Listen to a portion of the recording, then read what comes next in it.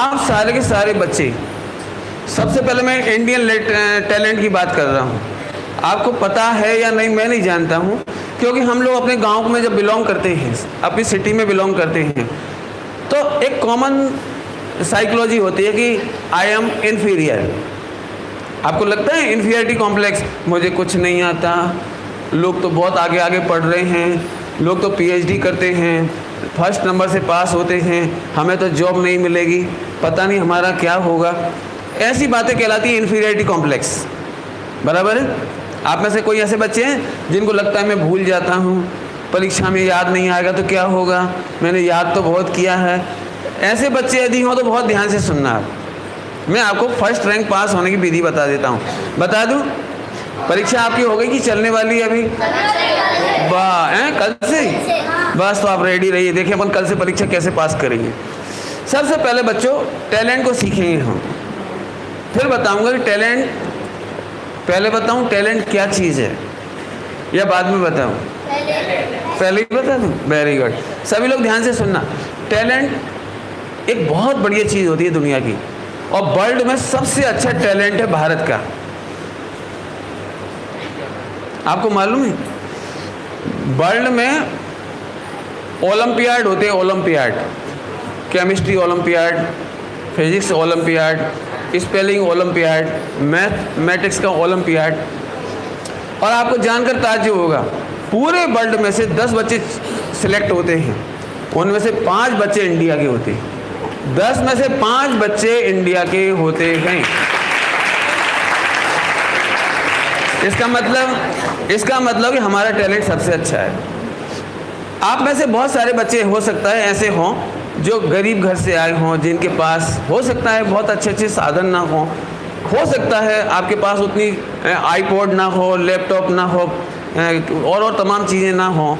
लेकिन मैं बताऊं आपको, पूरे इंडिया में सबसे बढ़िया टैलेंट रेट बिहार का है। बिहार में मोबाइल नहीं है, बच्चों के पास लैपटॉप नहीं है, बच्चों के पास कैलकुलेटर नहीं है, मम्मी पापा गरीब हैं, रिक्शा चलाते हैं, ऑटो रिक्शा चलाते हैं, साइकिल रिक्शा चलाते हैं, लेकिन सबसे ज़्यादा आईएएस वहाँ से बनते हैं, बिहार से।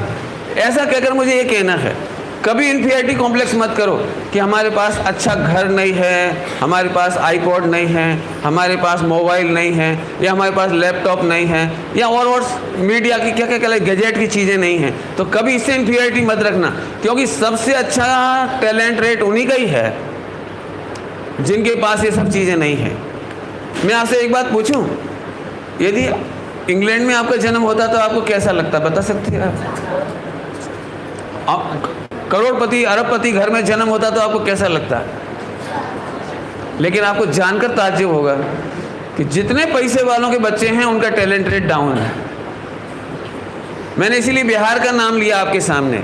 सबसे ज़्यादा आईएएस वहाँ से निकलते हैं जहाँ साधन नहीं है, लाइट तक नहीं है, लाइट पढ़ाने वाले नहीं है उनके पास। आपको स्टोरी मालूम होगी, सुपर 30, एक पिक्चर भी बनी सुपर 30, वो सब उसी साइड से आ रहे हैं। 30 के 30 बच्चे सेलेक्ट होते हैं। ऐसे ऐसे गांव हैं जहाँ के 100% स्लम एरिया के बच्चे, 100% स्लम एरिया के बच्चे कोलंबिया पढ़ने के लिए जाते हैं। गवर्नमेंट उनको 20-20 लाख, 40-40 लाख रुपए की स्कॉलरशिप देती है केवल उन बच्चों के लिए जिन्हें हम स्लम कहते हैं। तो अब मैं चलूँ आपके सामने, आप भी बहुत जोरदार बच्चे हैं, आप भी देश के, एक बार बताओ, जिस देश का प्रधानमंत्री चाय बेचने वाला हो सकता है, तो आप तो चाय बेचने वाले नहीं है ना, नहीं है ना? तो आप बड़ा काम कर सकते हो कि छोटा काम कर सकते हो? पक्का?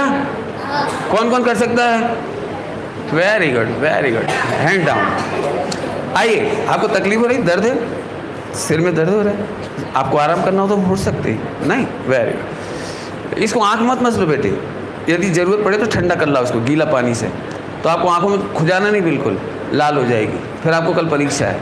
इसको गीला करना हो तो करके लाओ, चलिए, कोई संकोच की बात नहीं, 2 मिनट के अंदर चले जाओ। वापस स्टार्ट करूँ मैं? प्यारे बच्चों, आपको पता है डिप्रेशन सबसे ज़्यादा कहाँ है? जापान में डिप्रेशन रेट बहुत है, मालूम है आप लोगों को? इंग्लैंड में डिप्रेशन रेट बहुत है। डिप्रेशन रेट तो समझते होंगे सब लोग, मैं इसी को टैलेंट से जोड़ना चाह रहा हूँ।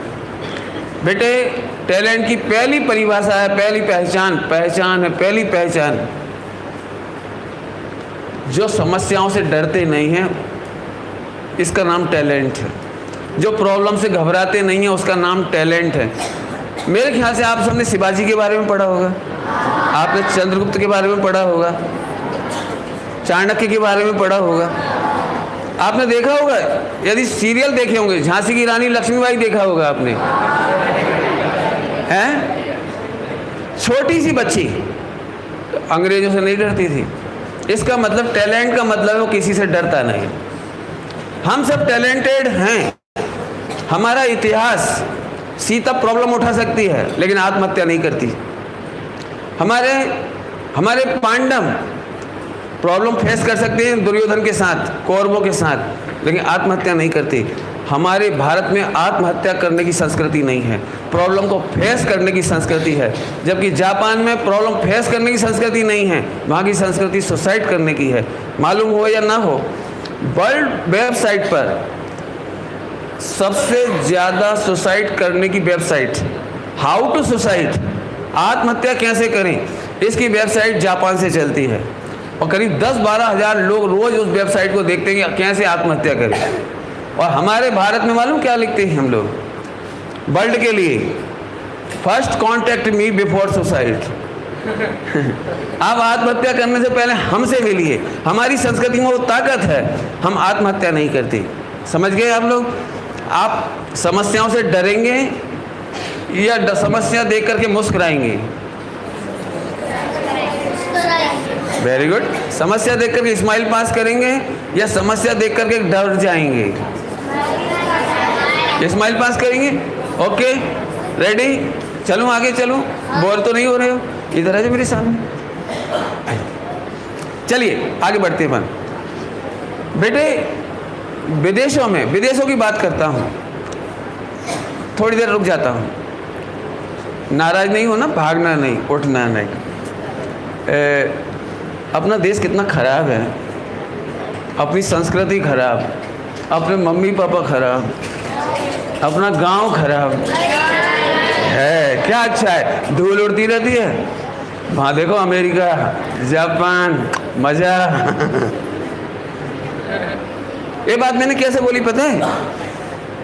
क्यों बोली? मुझे पता है आप सब मना करोगे, लेकिन प्यारे बच्चों, जो लोग यहाँ से पढ़ लिख करके बड़ी जॉब, बड़े पैकेज पर अमेरिका चले जाते हैं, जापान चले जाते हैं, जर्मनी चले जाते हैं, सिंगापुर चले जाते हैं, दुबई चले जाते हैं, जब मैं उनसे मिलता हूँ कभी, तो मैं ऐसे बोलते हैं, यहाँ रखा क्या है, मेरे बच्चों का कैरियर नहीं है, यहाँ बच्चों का फ्यूचर नहीं है, इंडिया में कुछ नहीं है। जब ये ऐसा बोलते हैं तो मुझे दुख होता है। आप प्रॉमिस करोगे कि आप, पहली बात तो ये है कि अपने भारत की सेवा करोगे, अपने माता की सेवा करोगे। पहले नंबर तो हम विदेश जाने की कोशिश नहीं करेंगे। और बाई द वे, आप में से 1-2% चले भी जाएं तो कभी इंडिया की बुराई नहीं करेंगे। Are you ready or not? Are you ready or not? First preference काय के लिए देंगे आप? First preference to India. Okay, पक्का? देखो प्यारे बच्चों, हो सकता है जो लोग विदेश चले जाते हैं, मेरे से मिलते हैं, तो वो ऐसी तारीफ करते हैं, वहाँ की ट्रेन देखो कितनी ज़ोरदार, वहाँ की सड़कें देखो कितनी ज़ोरदार, वहाँ का फला देखो कितना ज़ोरदार। तो मैं उन्हीं लोगों से कहता हूँ, जब आप अमेरिका की प्रशंसा कर सकते हो, जापान की प्रशंसा करते हो, सिंगापुर की तारीफ़ कर सकते हो, दुबई की तारीफ़ कर सकते हो, आप लोगों से बोलूँ, हम सब मिल कर के क्या अपना देश को नहीं चमका सकते? आप एक प्रॉमिस कर सकते हो? जितने अच्छे संस्कार आपको इस संस्था में मिल रहे हैं, मैंने देखा भी, इतने सारे बच्चे जहाँ पर रहते हों और गंदगी नहीं, बिल्कुल भी। आपके क्लासरूम में गंदगी नहीं है, आपके परिसर में गंदगी नहीं है, इसका मतलब आपको बहुत अच्छे संस्कार मिल रहे हैं। बस एक प्रॉमिस करो, जिंदगी में चाहे आप ट्रेन में जाएं, चाहे बस में जाएं, चाहे रोड पर हों, कहीं थूकेंगे नहीं, कागज़ यूज करके डस्टबिन में डालेंगे, यहाँ वहाँ नहीं फेंकेंगे। हम लोग गंदा करता कौन है? भारत को गंदा कौन करता है? रेलगाड़ी में बैठे, मूंगफली खाई, सिंगदाना खाया, छिलके वहीं पटक दिए, केला खाया, छिलका वहीं डाल दिया, फिर कोई गिर पड़ा, तो हंसने लगे। बोलो, अपने देश को, अपने गांव को गंदा करना या नहीं करना? पक्का? वापस प्रॉब्लम फेस करने में मजा आएगा। मैं एक बात बोलूं, आईपीएल तो जानते हो आप लोग? क्रिकेट में मजा आता है आपको?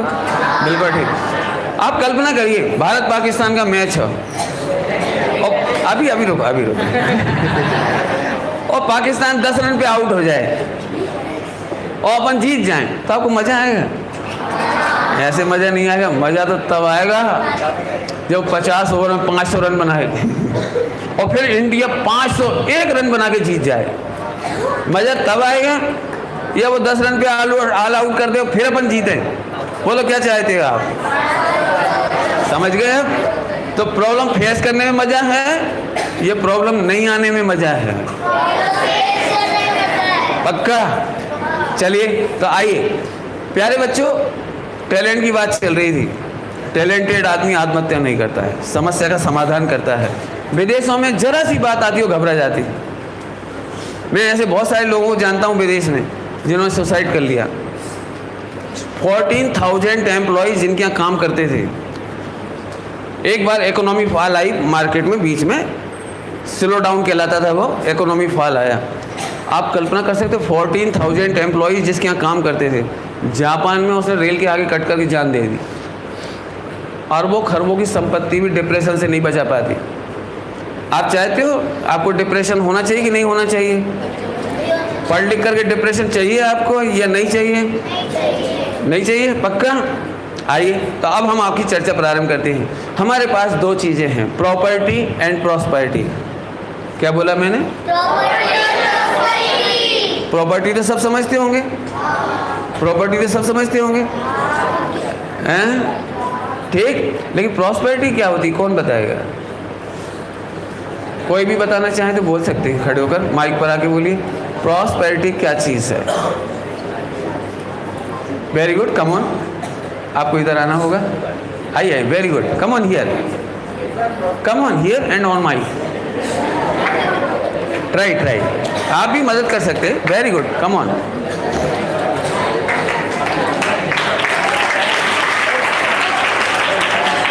आप 12th के स्टूडेंट हैं? Very good. Prosperity is nothing but नाम, यश, कीर्ति। हमारा नाम होता है, फेम होता है, मनी होती है। ऐसा देखा जाए तो हमारी इज्जत क्या होती है, वो सब उसको प्रॉस्पेरिटी बोलते हैं। Very good, come on, sit down. Any other boy, any other student? चलिए मैं ही बताता हूँ, अपने पास घड़ी का टाइम पूरा हो उससे पहले मैं ही बताता हूँ। सुनोगे आप लोग? अमेरिका, मैंने नाम बताई, इंग्लैंड, जापान, इन पर प्रॉपर्टी तो बहुत है लेकिन प्रॉस्पेरिटी नहीं है। आपको मालूम होना चाहिए, विदेशों की बातें तो आपको पता होंगी। शादी हो गई, डाइवोर्स, फिर शादी हो गई, फिर डाइवोर्स। अभी 3 महीने पहले दिसंबर में शादी हुई थी बहन जी की, अखबार में पढ़ा होगा आपने। और 3 महीने बाद ठाए ठाए समझ गए, माने डाइवोर्स। विदेशों में सुनना ध्यान से, यदि आप विदेशों में जाएंगे ना तो प्रिंस चार्ल्स का बेटा समझते हो, जो महारानी कहलाती है, क्वीन कहलाती है पूरे इंग्लैंड की, उनके बेटा है चार्ल्स, और चार्ल्स का बेटे के नाम है हैरी और विलियम। थोड़ा थोड़ा मालूम होगा आपको, हैरी और विलियम। इन दोनों बच्चों ने कभी अपनी मम्मी का दूध नहीं पिया। आई पालती थी इनको, दाद क्या कहलाते, वो नौकरानी पालती थी, और इसको हॉस्टल में रख दिया। कौन की बच्ची की बात कर रहे हैं? इंग्लैंड की महारानी, क्वीन के नाती पोते, उनकी बात कर रहा हूँ। आप ध्यान से सुनना। आप बोलो, आपको अपनी मम्मी देखने को नहीं मिले तो कैसा लगेगा? हैरी विलियम के पास आप जाओ ना, वहाँ के हॉस्टल में, प्राय वहाँ बच्चे हॉस्टल में होते हैं, उनसे पूछा जाए who is he, who is she, किसी बारे में पूछा तो भागा बच्चा ऐसे उदास होकर बोलता है, she is my 15th number mothers. नहीं समझ में आया? समझ में आया कुछ? ये हमारी 15वें नंबर की मम्मी है। मैंने हम पापा के पास रहते हैं, डाइवोर्स होते होते पापा का 15 मम्मी आ गई। और यदि मम्मी के साथ रहता हो तो he is my 25th number father. आपको समझ में तो आ गया थोड़ा थोड़ा? अब मैं आपसे एक बात पूछूं, यदि आपके मम्मी पापा चेंज हो तो आपको कैसा लगेगा? यही कहना बेटा, आज हमारे घर में हमारे एक ही मम्मी पापा हैं, ये जी हमारी प्रॉस्पेरिटी, ये हमारी प्रॉस्पेरिटी है। हम मालूम क्या बोलते हैं जब लड़ाई झगड़ा होता, तूने माँ का दूध पिया हो तो आजा। क्या समझ में आया? इसका मतलब है कि हमारे पास प्रॉस्पेरिटी है, माँ बाप का प्रेम।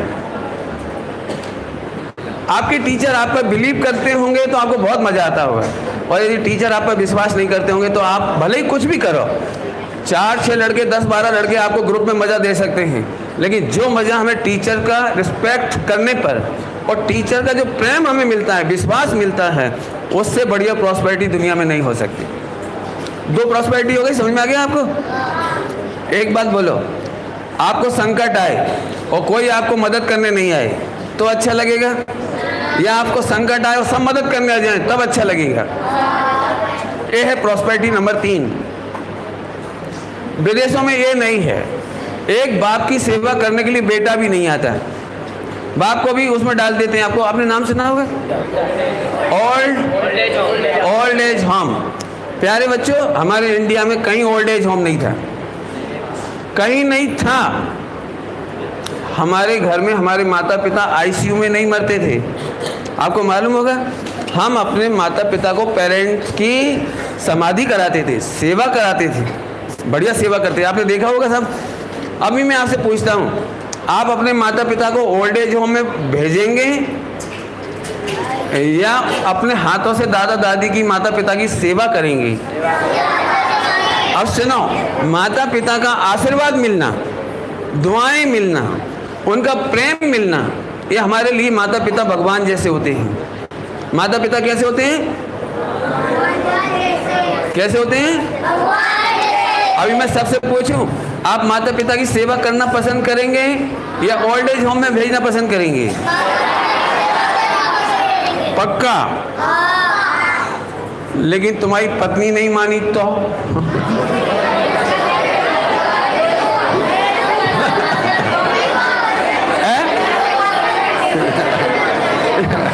चलिए कोई बात, आइए आइए वापस आइए। अच्छे बैठ जाइए बेटे, अच्छे। आपको तकलीफ हो रही तो गद्दा मंगाऊं? आपको हिंदी में दिक्कत तो नहीं आ रही? हिंदी में प्रॉब्लम तो नहीं आ रही? आइए फिर से आ जाइए वापस। प्रॉपर्टी, आपने एक बात सुनी है, पैसे से रोटी मिल सकती है लेकिन पचेगी नहीं, पैसे से बिस्तर मिल सकता है, नींद नहीं मिलेगी, पैसा से सोना चांदी मिल सकता है, लेकिन शांति, आप कुछ समझ गए? शांति ये प्रॉस्पेरिटी है, विश्वास ये प्रॉस्पेरिटी है। हमारा सबसे मिलने वाला प्रेम प्रॉस्पेरिटी। आपको सब प्रेम करें ये अच्छा लगेगा, या 2-4 लोग केवल खिलाएं पिलाएं वो अच्छा लगेगा? वेरी गुड, बहुत अच्छा। अब आ जाइए वापस, प्रॉपर्टी और प्रॉस्पेरिटी की बात हुई, मूल बात पे आ जा रहे हैं अपन लोग। अब आप टैलेंट बढ़ाना चाहते हैं? पक्का? सभी लोग मुझे ध्यान से सुनना, आवाज़ आ रही है इस पर? सभी लोग ध्यान से सुनना। प्यारे बच्चों, जिसके लिए मैं आया हूँ टैलेंट के लिए, सभी बच्चे ध्यान से सुनेंगे। टैलेंट खराब होता है लड़ाई झगड़े से। आप एक काम करो, एक रूम में कितने बच्चे रहते हैं यहाँ पर? 3 रहते हैं, ऐसा? 4 एक रूम में? वेरी गुड, 33, 26 जितने भी सब। अब एक बात देखना, आपको पढ़ाई करनी है आज रात को, और एक बच्चे को एक थप्पड़ मार दो, आपकी पढ़ाई नहीं होगी। आपको डर लगेगा, ये वार्डन को ना बोल दे, टीचर को नहीं बोल दे, फिर वही दिमाग में घूमता रहेगा। सबसे अच्छा टैलेंट उनका होता है, फोकस अच्छा होता है, कंसंट्रेशन अच्छा होता है, जो झगड़ा नहीं करते। नंबर 1, कभी झगड़ा मत करो, सभी से भाई भाई बन करके रहो, आपका टैलेंट बहुत अच्छा हो जाएगा। नंबर 1। नंबर टू, अभी तो आप यहाँ पढ़ रहे हो, लेकिन यहाँ से निकलने वाले जो 12th के बाद आउट होंगे यहाँ से, किसी न किसी कॉलेज में जाएंगे।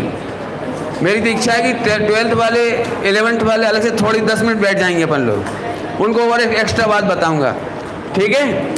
सभी बच्चे ध्यान से सुनेंगे। आप सबके हाथ में मोबाइल मिल जाए तो आप क्या करोगे? छोड़ दोगे या मोबाइल से खेल लोगे? आपको मोबाइल मिल जाए तो आप मोबाइल पर वीडियो गेम खेलेंगे या छोड़ देंगे?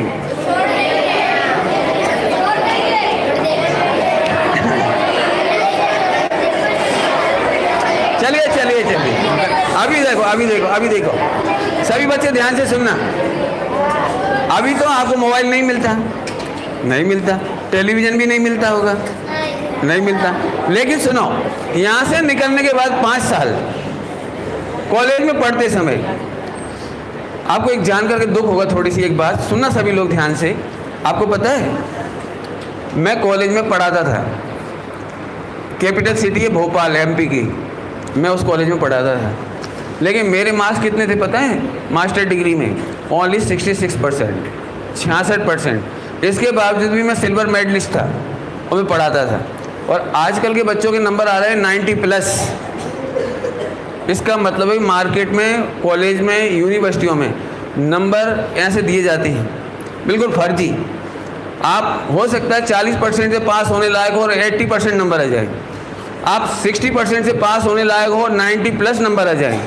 आप इस बात की धांधली से बच के रहना, आप नकली डिग्री के चक्कर में मत रहना।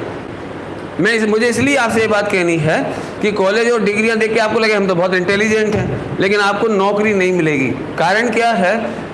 इस समय इंडिया में 93%, कितना परसेंट बोला मैंने? 93% इंजीनियरों को, डॉक्टर को, MBA को नौकरी नहीं मिल रही। क्यों नहीं मिल रही होगी? PhD कर ली, नौकरी नहीं मिल रही। चेन्नई का नाम सुना है आपने? चेन्नई में स्वीपर की पोस्ट निकली। स्वीपर तो समझते हो आप? स्वीपर की पोस्ट निकली 114 और वहाँ पर 1000 एप्लीकेशन आई चेन्नई में, और उनमें से 25% थे IIT इंजीनियर, मैकेनिकल इंजीनियर। कम से कम 200 थी PhD समझते हो? जो कॉलेज में, यूनिवर्सिटियों में PhD करते हैं, डॉक्टरेट करते हैं, उनकी आई थी। इसका मतलब ये है कि गवर्नमेंट की फर्जी नौकरी बहुत मिलती है आपको, डिग्री। आप उसके भरोसे नहीं रहना, अपनी पढ़ाई अच्छी करना। और इसके लिए 5 बातें बता देता हूँ, बता दूँ आपको। जो बच्चे यहाँ पढ़ रहे हैं वो तो पढ़ ही रहे अच्छे, लेकिन जो 11th 12th के बाद बाहर निकले उनके लिए भी सलाह दे रहा हूँ। बेटे, जैसे ही आप कॉलेज में निकलोगे, सबसे पहली मिस्टेक हो सकती है गर्लफ्रेंड बनाना। आप लॉन्ग ड्राइव पे जाएं, फ़ोन पर बात करें, चैटिंग करें, बातें करें। बस 93% बच्चे इसलिए बेरोजगार हो रहे हैं कि 5 साल मस्ती करते हैं और नकली डिग्री मिल जाती है। उन्हें लगता है मैं 90 अबव से पास हो रहा हूँ, लेकिन वो कायदे से अच्छी डिग्री नहीं है। बस आप एक प्रतिज्ञा कर लीजिए, यहाँ से निकलने के बाद भी 21-22 की एज होने तक आप एंड्रॉयड मोबाइल से बच के रहिए। यदि मोबाइल यूज भी करना हो तो चैटिंग, फेसबुक, सेल्फी और क्या क्या होता है इंटरनेट, इन चक्करों से बच जाइए। मेरा आपको प्रॉमिस है, 5 साल बाद आपसे बढ़िया सुपर स्टूडेंट, सुपर एम्प्लॉइज़ दूसरा नहीं हो सकता है। आप 5 साल मेहनत तो है, आपको मालूम होगा, आपने पढ़ा होगा, स्टूडेंट लाइफ के ऊपर निबंध पढ़ा होगा, ऐसे विद्यार्थी जीवन पर निबंध। 4 भागों में बांटा गया हमारे जीवन को। फर्स्ट लाइफ इज ब्रह्मचर्य। पहला कौन सा है? ब्रह्मचर्य। ब्रह्मचर्य मतलब लड़कियों से दोस्ती नहीं करना, फालतू के ऐसे चक्कर में नहीं पड़ना, वो DJ पे नाचने लगे, पढ़ाई खत्म। तो 5 साल आप यहाँ से निकल नहीं, क्योंकि 12th तक तो आपको दी बेस्ट संस्कार मिल रहे हैं। इस संस्था की तारीफ मैं दूर दूर तक सुनता हूँ, हर बार आता था तो मुझे इसकी तारीफ मिलती थी, क्योंकि हमारे बच्चे यहाँ पढ़ने आते हैं तो मुझे उनसे मालूम पड़ता था। और यहाँ पढ़े हुए बच्चे अभी सफल हो रहे हैं। जो बच्चा आपके विद्यालय में पढ़ के गया चर्चित वगैरह, वो बच्चा पूरे MP में टॉप किया उसने अभी, और वो बच्चा, उसकी नौकरी ऐसे फिर रही है आगे पीछे उसके MP गवर्नमेंट में, लेकिन उसने नौकरी अभी नहीं स्वीकार की, बोले मैं और आगे पढ़ाई करूँगा। उस लड़के ने आज तक ब्रह्मचर्य का पालन किया, उसने अभी तक मोबाइल फ़ोन का यूज़ नहीं किया, उसने किसी तरह की गर्लफ्रेंड नहीं बनाई, बातें नहीं की, बस उस बच्चे ने सफल होकर दिखा दिया। आप बच्चे भी ध्यान रखना, आपका टैलेंट बढ़िया है, लेकिन 5 बातों से बच के रहिए। नंबर 1 मोबाइल, नंबर 2 जैसे ही आपको दोस्त मिलेंगे ना, मजे ले ले 2 बटन खोल लिए, 2 बटन, मर्द बन, मर्द समझते हैं ना, मर्द बन, गालियां बोल। भाई इन लड़कों से दूर रहना, ऐसी कोई गंदी हरकत में हमें नहीं पढ़ना। एक बात ध्यान रखो बच्चों, एक बार गलत काम करेंगे ना तो आप 1 घंटा पढ़ नहीं पाएंगे, 2 घंटा पढ़ नहीं पाएंगे, और बड़ा काम करेंगे ना तो आपको हमेशा फियर रहेगा, और फियर से हमारा फोकस खत्म होता है, कॉन्सेंट्रेशन खत्म होता है। इसलिए बहुत बढ़िया पढ़ाई करिए। जब भी पढ़ाई करें, आप में से कोई बच्चे वीक हों तो उनके लिए एक सलाह है। मैं बहुत वीक बच्चा था, 6th क्लास में पढ़ता था और ऑल सब्जेक्ट फेल, इतना वीक बच्चा था। लेकिन नेक्स्ट ईयर से मैंने एक काम किया जो मैं आपको बताना चाह रहा हूँ। उसके बाद मैंने पीछे मुड़कर नहीं देखा। वो था कि जिन सब्जेक्ट में मैं कमज़ोर था उसी में दूसरे की मदद करता था। समझ में आया आपको? मेरे को मैथ आता था और आपको पूछना है तो मैं नहीं सोचता था कि जेलेसी करूं, इसको नहीं पढ़ाऊं, मैं पढ़ाऊंगा। धीरे धीरे मैंने इंग्लिश पढ़ाई तो मेरी इंग्लिश अच्छी हो गई, मैथ पढ़ाया तो मेरी मैथ अच्छी हो गई, केमिस्ट्री पढ़ाई तो मेरी केमिस्ट्री अच्छी हो गई। सही बात बताऊं, उसी पढ़ाने के फल पर आज मैं प्रोफेसर बना और आज आप सबके बीच में खड़ा हूँ। इसलिए आप सब भी एक काम करेंगे, हमेशा अपना ज्ञान शेयर करेंगे, जेलेसी नहीं करेंगे। आपने पढ़ा होगा संस्कृत में, ज्ञान देने से बढ़ता है, ज्ञान देने से घटता है कि बढ़ता है? आप लोग आपस में शेयर करके पढ़ाई करेंगे? पक्का? प्रॉमिस? Very good. तो ये हुए हमारी फोकस करने के तरीके। एक अंतिम बात काय के लिए, टैलेंट के लिए। सभी लोग ध्यान से सुनना आपके काम की बात। आप में से ऐसे बच्चे कितने हैं, हाथ खड़े करें, जिन्हें इस बात का भरोसा है कि हम यदि कोचिंग लेंगे तो हम बहुत अच्छे इंजीनियर, डॉक्टर या IIT बन जाएंगे? वेरी गुड, नीचे हाथ कर लीजिए। कम बच्चे हैं, नीचे हाथ कर लीजिए। मैं आपको एक बात बताना चाह रहा हूँ, जो बच्चे कोचिंग के भरोसे होते हैं वे कभी सफल नहीं होते। मैं अपनी बात बता रहा हूँ आपको, मैंने अपनी लाइफ में कोचिंग नहीं ली। स्ट्रगल करने वाला बच्चा हमेशा सफल होता है। मैं गरीब था, बहुत पुअर था, मैंने बुक्स नहीं खरीदी। कॉलेज लाइफ में 7 साल तक मैंने एक बुक नहीं खरीदी। मैं कॉपी नहीं खरीद सकता था।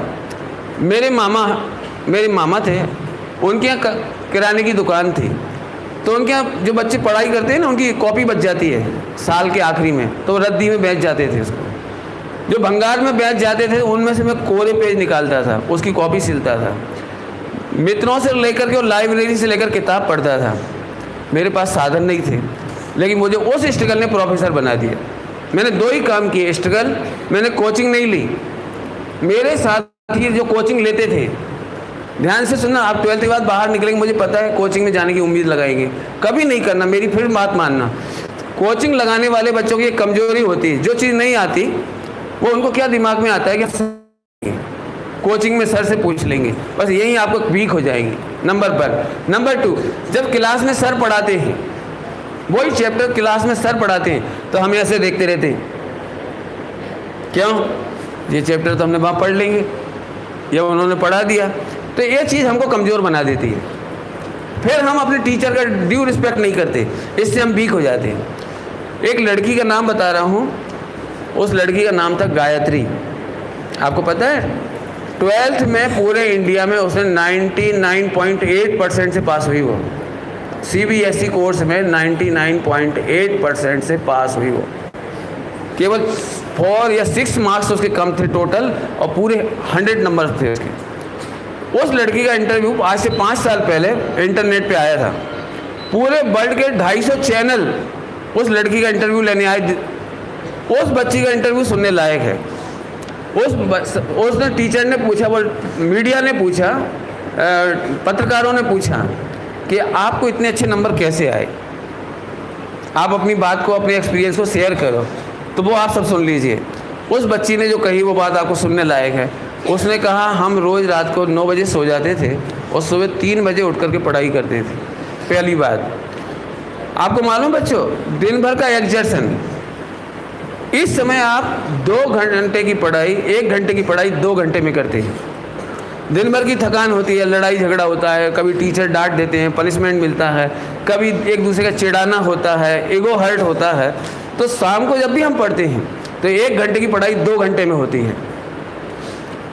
और जब 3 बजे से लेकर के 7 बजे वाले 4 घंटे पढ़ते हैं मॉर्निंग में, तो वो लड़की ये बताती है कि मेरी 2 घंटे की पढ़ाई 1 घंटे में होती है। समझ में आया कुछ? यहाँ 1 घंटे की पढ़ाई 2 घंटे में, उधर 2 घंटे की पढ़ाई 1 घंटे में। इसका मतलब 4 आवर में 8 आवर्स का पढ़ती थी वो, नंबर 1। नंबर 2, वो कोचिंग नहीं लेती थी। नंबर 3, स्कूल का होमवर्क रोज़ करती थी वो।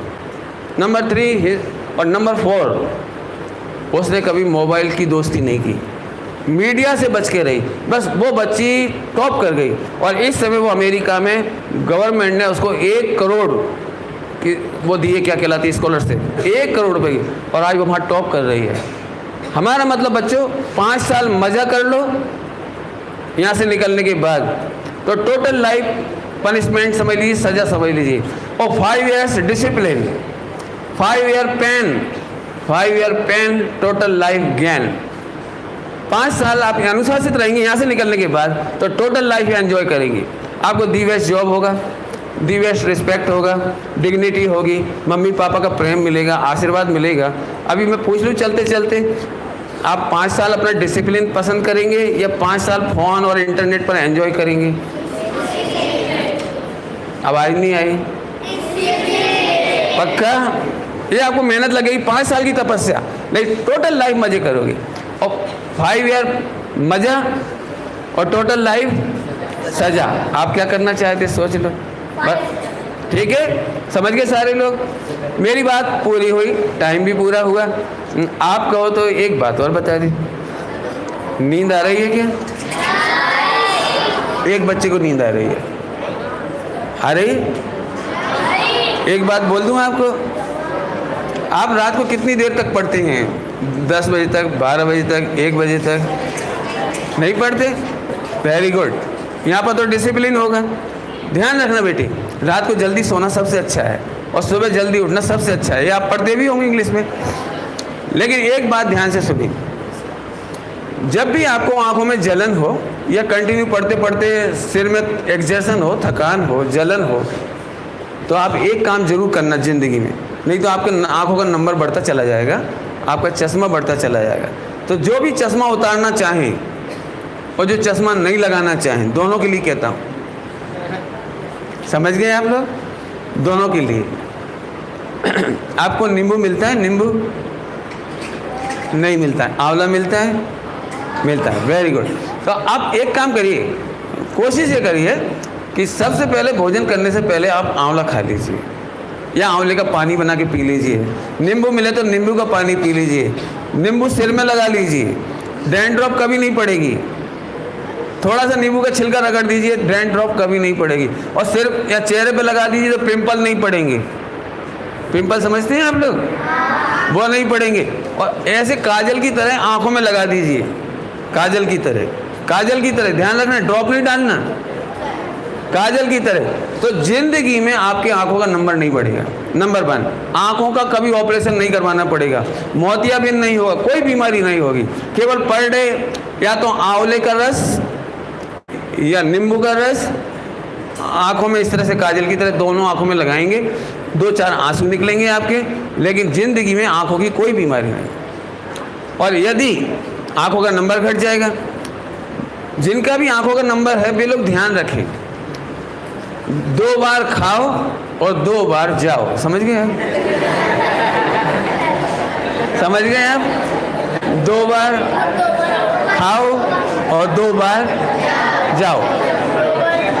कई बच्चे ऐसे होते हैं, बस साइलेंट, कई बच्चे ऐसे होते हैं ठंड के दिन हो खास तौर से, कौन जाए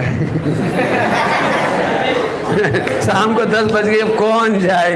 तो ऐसा नहीं करना। नियम याद रखोगे आप तो आपकी आंखों का नंबर नहीं आएगा।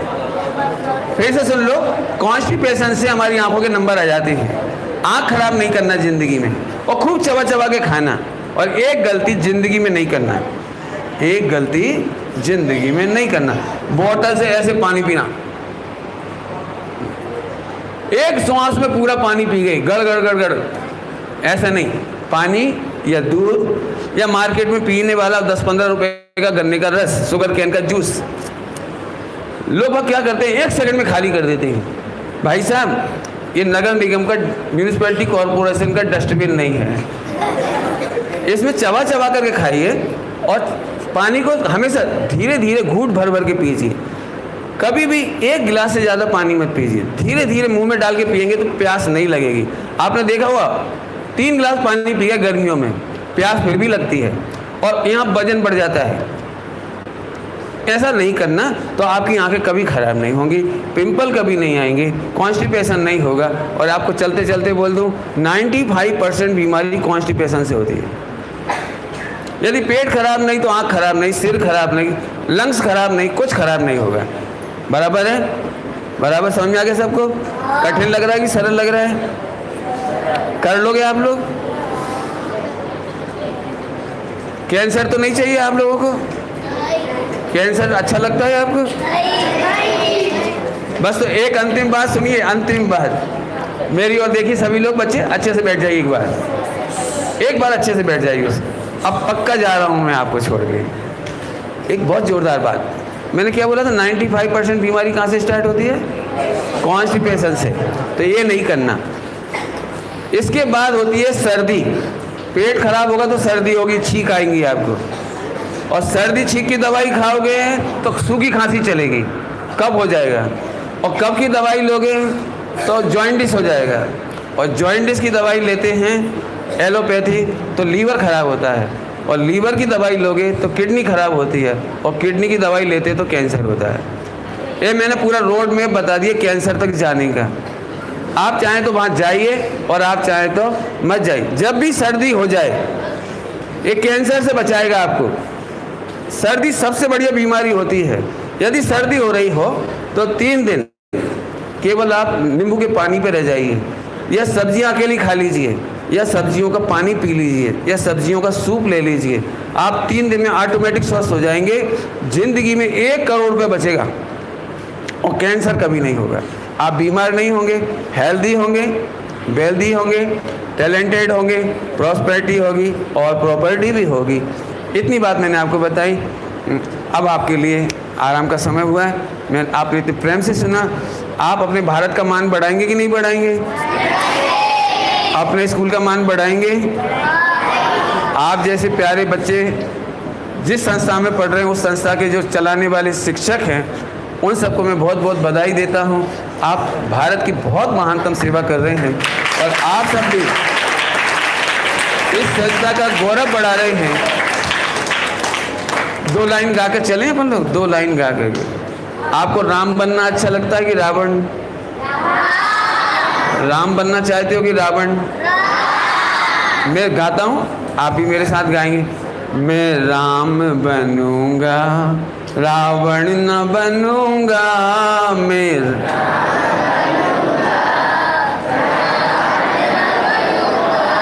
क्या गाया, क्या गाया? मैं राम बनूंगा, रावण न बनूंगा, भगवान की संतान हूँ, भगवान बनूंगा।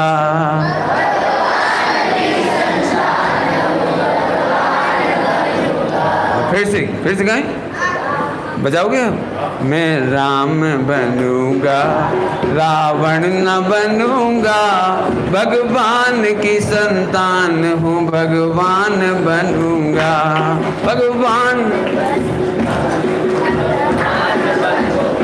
Very good. और अभी ठीक है, आप रावण नहीं बनेंगे का मतलब समझ गए? कभी किसी बहन को हैरान नहीं करेंगे, बल्कि सही बताएं उनकी रक्षा करेंगे। हमारा जीवन बहनों की रक्षा के लिए है, हैरान करने के लिए।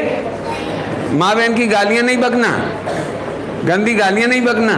इसका मतलब है हम रावण कभी नहीं बनेंगे, और हम सब भगवान बनेंगे। सम्यक दर्शन ज्ञान चाय प्राप्त करके आपके धाम का नाम क्या है? चारित धाम, सम्यक दर्शन हैं? बहुत बढ़िया।